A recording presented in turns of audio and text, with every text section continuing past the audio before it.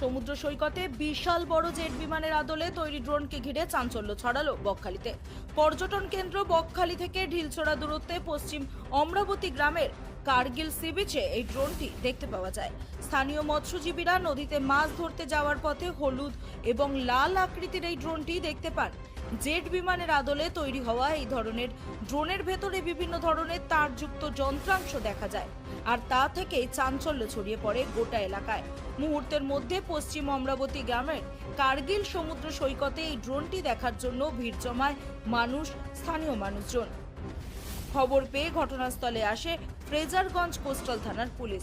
স্থানীয় মানুষদের সহযোগিতায় পুলিশ অবশেষে জেট বিমান আকৃতির এই ড্রোনটিকে উদ্ধার করে। সূত্রের খবর, এই ধরনের ড্রোন বিমান প্রতিরক্ষা প্রশিক্ষণের জন্য ব্যবহার করা হয়।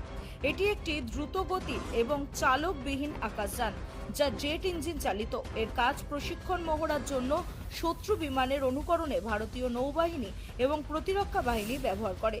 তবে পর্যটন কেন্দ্র বকখালির মতো জায়গায় কিভাবে এই ড্রোন এলো তা নিয়ে তৈরি হয়েছে ধোঁয়াশা। ফ্রেজারগঞ্জ কোস্টাল থানার পুলিশ অবশেষে ওই ড্রোনটিকে উদ্ধার করে নিয়ে যায়।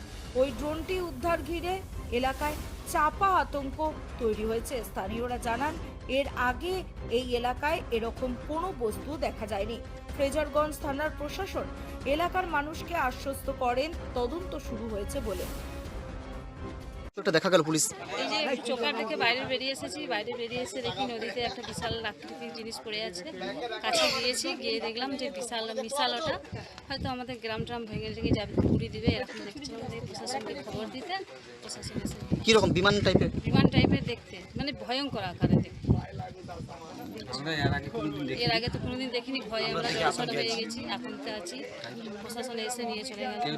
আপনার নামটা প্লিজ? আমার নাম সন্ধ্যা নাইক।